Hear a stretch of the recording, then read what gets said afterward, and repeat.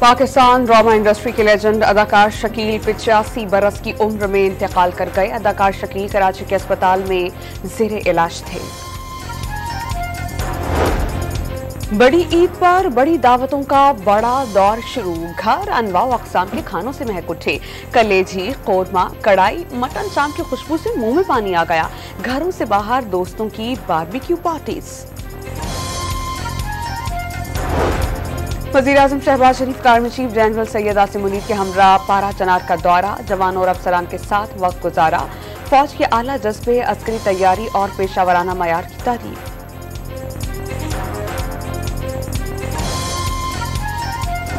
कराची में ईद के पहले ही रोज इंतजामिया की कारकर्दगी का पोल खुलकर सामने आ गया। मुख्तलिफ इलाकों में आलाइशों के ढेर, कोई उठाने वाला नहीं।